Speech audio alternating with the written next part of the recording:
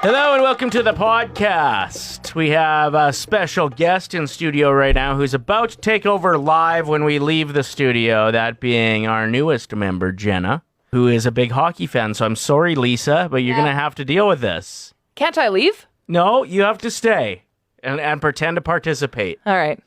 So what do you want to ask Jenna about? She knows lots about hockey. How excited are you about the Edmonton Oilers season coming up? I can't even begin to explain. Jenna, I did see a funny comment that you made on social media the other day about the schedule of the Edmonton Oilers and how amazing it is that majority of them are on a Saturday night. Well, no, they play like every Saturday night. Every Saturday, and like my liver is just not prepared. It can't. Especially if like we're able to go back out to pubs responsibly. I mean, I don't know when that's going to happen, but Fingers crossed. Brewhouse, I'm coming for you. I'm actually like okay with that being slow just to, like you said, save the liver for those first few and Saturdays. the wallet. Yeah. Well, and we can actually maybe save a couple bucks considering how we just discovered that you live like 4 minutes away from us. It's true, yes, also. Let's get an Uber together and let's do this. Perfect. We can't just yet. Okay. But when the time is right. You're right. When it's safe to do so. Awesome. Well, I'm happy to have a sports fan. Lisa's going to be so bored of you and me talking sports all the time, but I don't think we officially welcomed you to the station because you'd been doing evenings. We don't see you much based on hours. So you enjoying things so far? Yeah, it's great. Yeah, Love it. What's your favorite part other than me?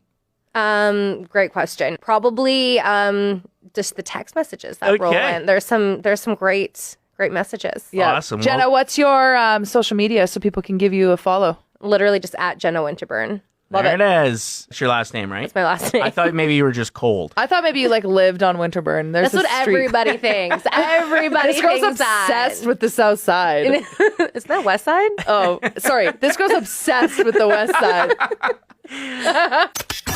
This is the Ryder and Lisa replay.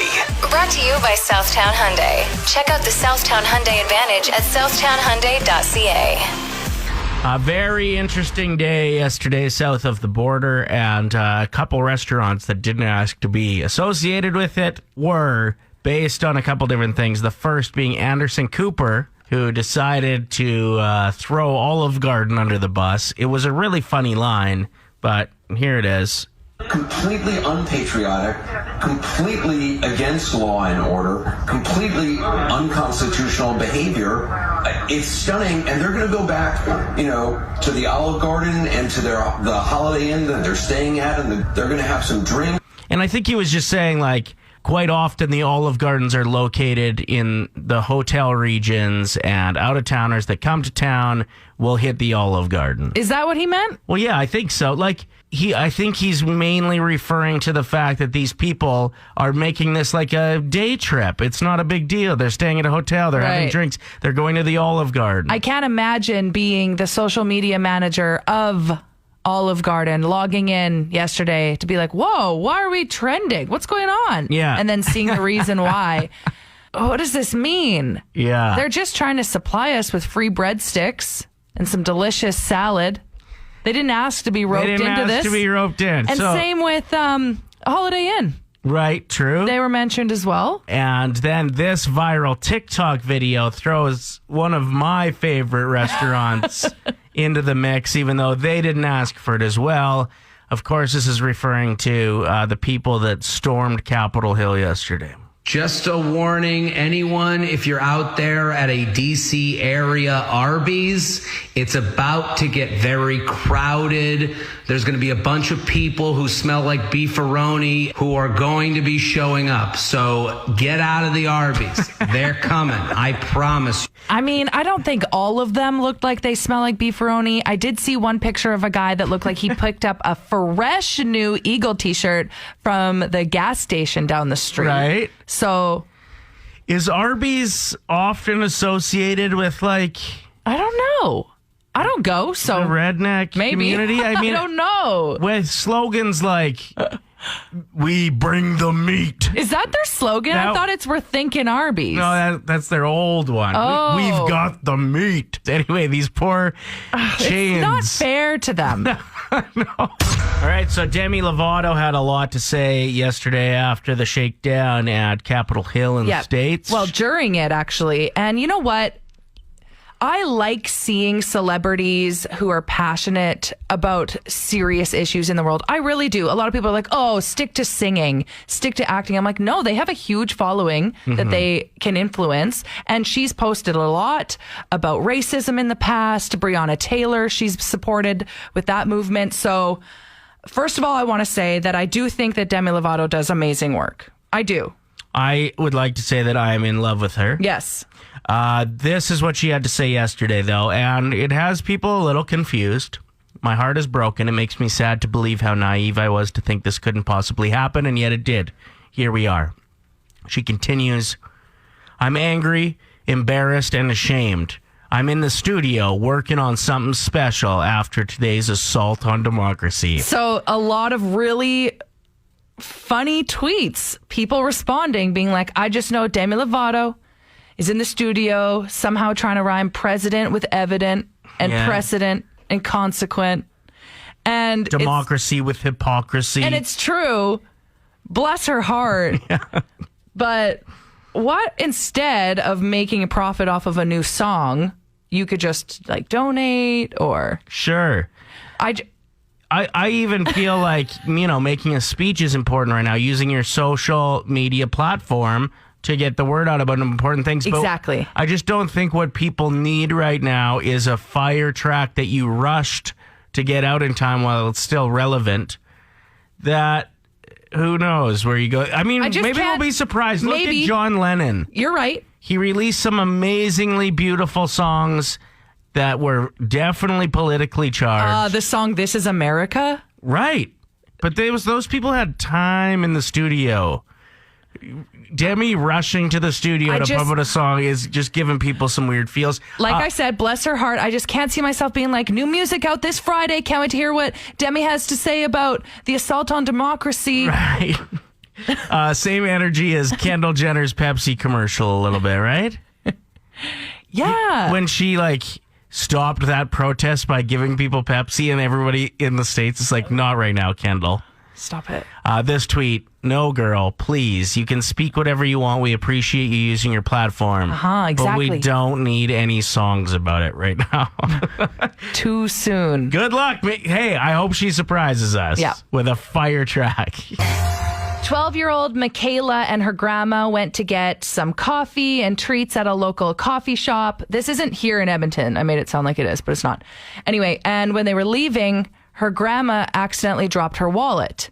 Had all of her credit cards, cash in there, her personal identification. And that's here in Edmonton? No, it's not here in Edmonton. I'm sorry. I sounded like it was local, but it's not. Okay. It was local where they live. Anyway, a homeless man named Sean Curry found the wallet near the dumpster and actually contacted Michaela's grandma to be like, I have all of your stuff. Didn't steal any of the money from it at all. And coming up the next weekend was Michaela's 12th birthday. She had a bar mitzvah planned, all of her friends and family were going to do a drive-by. And instead of gifts, she asked for donations. And she hadn't decided what charity she was going to put it towards yet. And instead, she gave it all to this man that found her grandma's wallet. Unreal. Beautiful. Really nice story. You know what? That just goes to show the heart of Edmonton, right? It's not in Edmonton. Oh. Tell me something good. I hate when I do that. Have you ever heard of the Bear Hug Project? It sounds really familiar. Can you remind me? A 51-year-old man who spent a lot of time in the hospital as a kid really loved his teddy bear that he was given as a gift and decided that he wanted to roll with that, I suppose. So he started the Bear Hug Project where he raises money and then buys Build-A-Bears for kids who are hospitalized. They just surpassed their 3,000th bear donated. Whoa. And this year, I think more than ever, with a lot of ICUs being in total lockdown, can be really scary for kids in hospital. So just the fact that there are more donations coming in and more bears going to deserving kids is just wonderful. And those Build-A-Bears are so special for kids. Yeah, big time. Love it. My daughter's 9 and she still really likes hers that I have at the house. Tell me something good. 107. We call this the Nostalgia Off. We've both brainstormed list of things a list of things that'll bring you back to your childhood. We Hopefully. hope. Yeah. Unless you're like 75 and then like, no. churn and butter. Okay, but if they're 75, they have to remember some of these things. Maybe. Yeah. Okay. So this is mainly for, I guess, probably between 20 and 45-year-olds, somewhere in there. Ryder, we have listeners that are older than that. Okay, well, let's see. You vote at 780-784-7107 for whose list brings you back. This will bring back everyone. I'm going to start off strong with the smell of that rotting apple at the bottom of your backpack. Mm-hmm. My first one is breaking in a ball glove by doing things like running over it with a car for some reason. Getting home from a night out and uploading an entire album to Facebook titled Fun Times, and they're just blurry pictures. So Delicious. Do you remember So Delicious? Oh, don't insult me. I think about it every day. Okay. Seeing your friends pull up to your 12th birthday party at the bowling alley with big presents. Really wanting to break your new eraser that you got in half. Or chew on it. Why were we chewing on our erasers? I wasn't. Oh, me either then. My next one is Dippity-Doo Pink Sparkle Hair Gel. Not knowing how to use it properly, so you just slick your ponytail back. Playing MASH on a piece of paper to predict your future. Do you remember MASH? Okay, no, but do you remember the show MASH? And it would always come on after a show that we would watch as kids. You don't. What was the children's show? It would always come on after. Don't distract people from how dope my answer was there. And my last one for the nostalgia off is Pixie Sticks from the corner store. Those straws that were filled with powdered sugar, and then you'd put your tongue on it by accident and it would clog the straw. Oh. I saved my best for last. Okay. The smell of chlorine in the hotel lobby when your parents are checking in, knowing it's about to go down. I feel like it's going to be a tough one for our listeners to vote today. Strong list. Quick recap. Go ahead. Smell of a rotting apple in your backpack. Home from a night out and uploading an album to Facebook called Fun Times. Seeing your friends pull up to your 12th birthday party at the bowling alley with presents. Dippity-Doo Pink Sparkle Hair Gel and Pixie Sticks from the corner store. Breaking in a ball glove. So Delicious. Really wanting to break your new eraser, playing MASH to predict your future, and the smell of chlorine in the hotel lobby. We will announce the winner next. A107. All right, the results are in for the nostalgia off, and you won. By a lot. By so many, and I'm mad because I thought everyone had a rotting apple in their backpack. Turns out all you losers probably ate your fruit. Hey! Sometimes the internet completely takes over very serious situations with fire tweets and takes on Facebook and great memes. Like, you remember history class and you're reading it in these textbooks, but imagine you never thought growing up you'd be able to live stream things that are happening across the world. And like everybody's opinion on it, it's amazing. Yeah. So these are some of our favorite takes from yesterday, which was a very interesting day. B-Head on Twitter wrote, McGraw-Hill got to be overwhelmed making these new history books. I always think about that. Mm-hmm. No kidding. Like kids, like the kids of tomorrow, there's so much they have to learn. This tweet comes from Dion Gordon. Well played, December 37th, 2020. Yeah. Well played. We refuse to accept that this is how 2021 is starting. Tess wrote, I can't believe finding out Kanye West might have hooked up with Jeffree Star was only like the third most insane thing that happened yesterday. True. Not the worst mom said, the password to the Capitol is password. You gotta think people that have like considered storming it in the past or seen that footage and they're like, oh, okay. Wow, that was pretty easy to get Interesting. Matthew Barnaby, ex-NHL player, wrote, I'd rather lose gold than be in the States right now. I prefer that second place. Luke, a gentleman named Luke, wrote, Dry January's canceled. Adam Herman says, I am no longer impressed that Nicolas Cage managed to steal the Declaration of Independence. Yes, well played. Ed Stern wrote, well, that escalated steadily for 4 years. Yeah. And here's something that has nothing to do with that, but I thought it was cute and relatable with parents. Simon Holland wrote, it may be petty, but if my kid wakes me up one more Sunday before 5 a.m., I'm taking the straw off of her juice box when I pack her lunch. Yeah. My last one has nothing to do with what happened south of the border yesterday. Perfect. I mean, I guess kind of. It's happening everywhere. But at DHM wrote, put Spirit Halloween in charge of pop-up vaccine clinics. We're going to play MASH live on the radio. This is a game you used to play when you were a kid, maybe, that was able to tell your future. Went and looked up the rules to be sure. 4 different categories. I'm going to go first here. I got the number 5. So if I just blast through real quick and cross off. For who I'm going to marry, Demi Lovato is gone. For what I'm going to do as a job, septic pumper is gone. Oh, okay. I will not drive a Ferrari. 1, 2, 3, 4, 5. Oh, I will not marry you. I will not be the Oilers GM. I will not drive a limo. How are you feeling about your answers so far? Are you upset? Are you upset that I'm not going to be your wife? No, I'm all right with it. I just had to cross off Natasha Stanishevsky from TSN. No, she loves you too. Yeah. She's always favoring Ryder's stuff, and he's like, we're going to get married one day. So who are you going to marry? What's the answer? My answer for getting married is a performer at a gentleman's club. Okay, that's good. A dancer, yeah. I just crossed off 1 kid, so I'm going to be having more kids, apparently. Congratulations. Thank you. You're welcome. Oh, my future job will be a politician. I saw that coming. Right now we're playing MASH. It's the game you used to play in elementary where it determines your future. You write down categories. Okay. What? Vehicle I'm going to drive, adult toy. I don't get it. And I'm going to have 3 kids, so that's it for me. Wow. 3 kids, marrying a stripper, I'm going to be a politician, and I'm going to drive an adult. I like it. Okay, my turn. Yeah. So for kids, I have either 0, 1, 2, or 3. Okay. For who I'm going to marry, I put down Harry Styles, Ryder, McDavid's brother, and Jason Kenney. The reason I put McDavid's brother is because I saw his family photo, and he has a brother that looks just like him. So I was like, maybe a chance. Job, influencer, working at another station, keep this job, or TikTok star. Okay. And for my vehicle, I can either have a Hummer, a Sunfire, a Porsche, or a Harley Davidson. So my number was 6. So crossing off this is claiming I'm going to have 1 kid. Okay. I can handle that. Yeah. I'm going to marry McDavid's brother. Sup, baby? So 1 kid with McDavid's brother. Okay. I'm going to keep this job.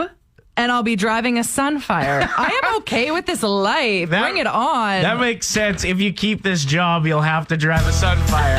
It's all lining up. I love it. MASH on the radio. Love First that time game. ever. I love it. Thank you for checking out the show. Are you a snob about something? I feel like everyone that got a bidet for Christmas is now officially a toilet snob. This includes you, Ryder. Big time. Yeah. Me and Giselle have a wonderful relationship. You named her? Yeah, it's next level. For those that don't know what a bidet is, it just shoots water to clean you. Way more sanitary. And it is delightful and very clean. My bottom has new life. You struggled, you had issues in the past? Yeah, I think. And it's something that people don't often talk about. But it just complications with, I don't know, being a little lactose intolerant and not really dealing with it properly. And it's just always... It's a nice, gentle way to clean yourself. It just hasn't been a healthy situation necessarily, consistently for a while. And it is now. So shout out to, what's her name, Yvonne? Giselle. Well, anyway, yesterday I was here at work and I went. Yeah.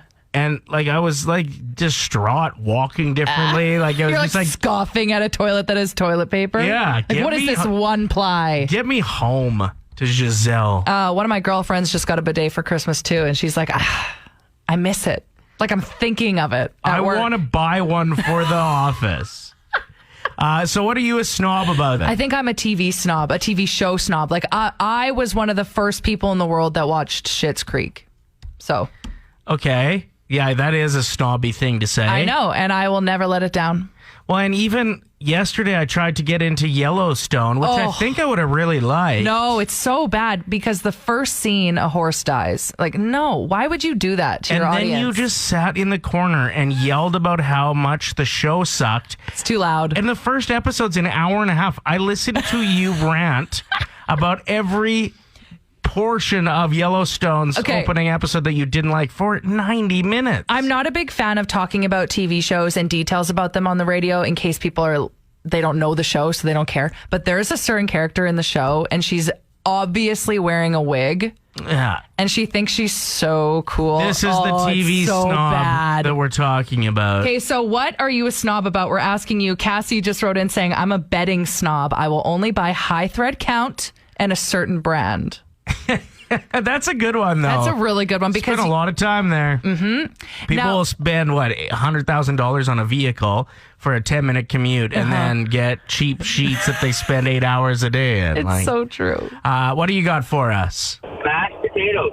Mashed potatoes? So, That's a really good one. If there are chunks in someone's homemade mashed potatoes, you're saying something at the dinner table. Yeah, I've studied. I've improved where mine are magical. And pre-COVID, when you go to other people's houses, Thanksgiving or dinners or whatever, and you're just like not happy with it, it got to the point where the last Friendsgiving we did, I said, okay, cool, I'm coming, but I'm making the mashed potatoes. And that was Wow. So what's your trick? Do you blend them with like an electric blender? No, that's lazy. You gotta do it by hand. Light, fluffy, not a single chunk. I tell you, I'll ship up some mashed potatoes to you guys to the station. I would love for you to drop off a bowl of mashed potatoes. Okay, I know you didn't ask for advice, and I don't like being someone that gives advice without being asked, but have you ever added herb and garlic cream cheese? Yes. Yeah, no, I have. I've been there. Forcing, the herb and garlic forcing. Yes. Yeah, you throw that bad boy in there. Oh, yeah. I've tried all that crazy stuff. I've been trying to get a hold of my brother. Him and my sister-in-law are coffee snobs. And I'm not talking like, hey, I only get it at Starbucks. I won't drink Tim Hortons. Like, I'm talking like straight up have their own, I think it's like a $3,400 espresso machine. Wow. My brother never like smoked, never drank. Didn't have like expensive pastimes like being a sports fan. Like coffee is his thing. It's his personality. So like anytime he starts to defend himself, everybody's like, yeah, I know, you're actually right.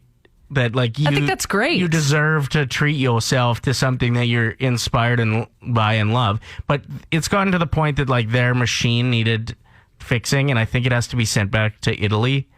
Oh. Yeah, and so they bought another espresso machine just until they get theirs back. Like they have a backup. Rented one from Starbucks. Yeah. So I was hoping to get them on the phone, but neither of them are answering. 780-784-7107. Aaron, what are you a snob about? Okay, so I like my pens to be like gel and very smooth. I hate when you have to like rewrite stuff. It drives me up the wall. And I worked at Staples for like 4 years, so I'm just... You know a thing or two about quality got high pens. Standards. Unfortunately, that's like one of my talents there. So when you were working at Staples and people would roll through with crappy pens, would you comment on it and be like, no, don't buy these? Not all the time, because, sometimes it's like for kids and, they don't need fancy pens yet. But you definitely like look down at them. You'd be like, oh, this person knows nothing. Yeah, the people buying the bulk 50 packs of pens, I'm like, oh, you can do so much better at your office. Play 107. Pretty wild story has shaken down. A local story. This one sounds like it could have been in Florida, but there's snow, so maybe not. There was a chain of events that began in December when a man and a woman followed a delivery truck into Sandhills Estates, which is a subdivision southwest of Edmonton here, and stole a package that was left at the front door. Okay. But then when they were trying to leave, they got stuck in the snow. Okay, this is where it gets very Canadian, right? Very Canadian. So the unknowing homeowner didn't know that they stole a package, saw that they were stuck in the snow outside of their house, and helped to dig the vehicle out. It's so wild. It's so Canadian. It's so Alberta. A neighbor who was driving by also stopped to help assist. But then the homeowner, as they're trying to get this vehicle out, she spots her package in the back seat, has her name on it. She's like, wait a minute, what? Excuse you? Like, that's my parcel. At that point, I think she put it together what exactly was going on, right? So the authorities were called. Yes, but then, get this, before that, the guy in the vehicle pulls out a can of bear spray. No! And proceeds to spray not only the woman, but the other woman as well. The neighbor, oh, man. And no, he bear sprayed the girl he was with. And then What? Yeah, so he bear sprayed the woman whose parcel was in his stolen car. This is Bear sprays his friend. Yeah. Leaves her there, yanks the neighbor out of their vehicle and steals it. Oh my God. This is the whole, you don't have to run faster than the bear that's attacking you. You just have to run faster than your friend that you're with. I'm not even done yet. Okay, continue. When he gets this vehicle and leaves, realizes there's a dog in the car. The neighbor's dog. So stole the dog, stole the car. Couldn't he have let the dog out to go back to the owner? Probably didn't realize. But there's not a lot of time, man. You got to take the pup with you. We're going for a ride. So he traded his partner in crime for a dog. Anyway, the RCMP did catch up with this man. He's a resident of Spruce Grove who's well known to the police. And they arrested him, 30-year-old man. He also had a machete. Good times. Pepper spray, machete. I thought meth was involved as well. It was. I didn't want to add that detail. I thought it was already too much to handle to begin with. They're going to make a movie out of just this 1 hour storyline. That is crazy. A wild ride. I love when I hear of new Guinness World Records. Like somebody came up with the idea to do something that nobody else has done, and they are the world record holder. Right. In this case, I'm sure it's been done before, but maybe the math has just never been crunched on it, but it is.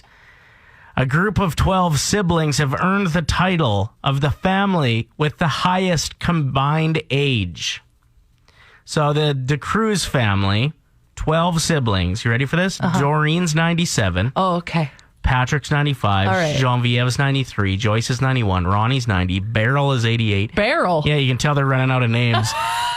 It goes all the way down to Eugenia, who is the youngest at 75. They have a combined age of 1,042. All 12 of them are still alive. Can you imagine the amount of Werther's originals they're going through over the holidays? Dude, yeah, they are keeping that company afloat. Ryder and Lisa. Brought to you by Southtown Hyundai. Play 107.